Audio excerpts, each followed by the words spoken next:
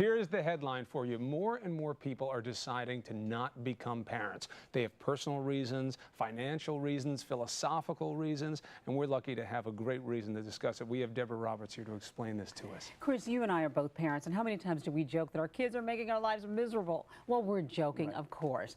We wouldn't imagine our lives without our children, but believe it or not, more and more of young couples are actually boldly declaring that they will have a life free of children.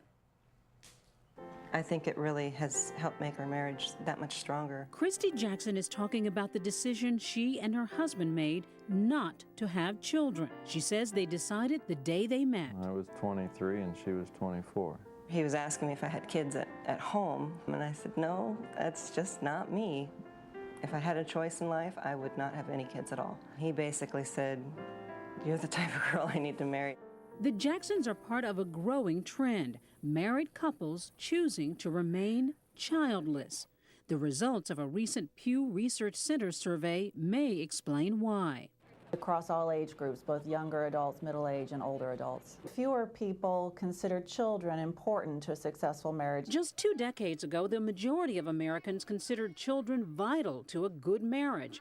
Today, they're near the bottom of the list, behind shared household chores, adequate income and housing, and a happy sexual relationship. The study also found that having children is no longer the leading motivation for marriage. About 65% say that the main purpose is to form a union for the purpose of personal happiness and fulfillment, as opposed to having and raising children. Couples who choose not to have children tend to see marriage as about partnership and a connection and a commitment to that connection more than anything else. Okay, don't eat it. Heather and David Smith were in their early 30s when they were married. Difficulty conceiving children allowed them to choose a child-free lifestyle. Talking to David's dad one day, he said, don't think that you have to have them to make your life complete and to make your marriage complete. We were both kind of quiet and we thought, maybe we don't need to have kids. They point out couples they know with children don't have the time to focus on each other. I think their relationships sometimes seem more strained because there's so much more going on in their life.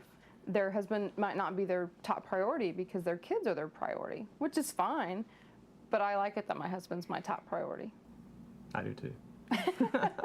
Both the Smiths and the Jacksons say they love children, but say it's hard to do it all, and they're not willing to sacrifice their freedom or take on the added financial strain to have them. But many people, they say, just can't understand their choice. I used to feel really persecuted. The thing that really irritates us is that everybody thinks we hate kids, and it's not that we don't hate kids. We just chose not to have kids.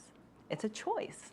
This is America. We're supposed to have a choice. Folks that have children might think the decision not to have them is wrong, but the bottom line is they do not understand how someone might not have the burning desire to have a child when they themselves have that burning desire. So underneath that is, how could someone be so different from me? I've had people ask me why I don't have kids, or or say, well, you don't have kids, so what's wrong with you? I said, well, I don't know if anything's wrong with me. I just never had kids. They may have more time, they may have more benefits, as it were, but quite often that time is spent in giving rather than in being selfish, and it's all about me. People with children say, well, they're the biggest joy I have in my life, and to that I just say, well, that's for you. It's good for you, but I'm fine the way I am. I don't have any regrets.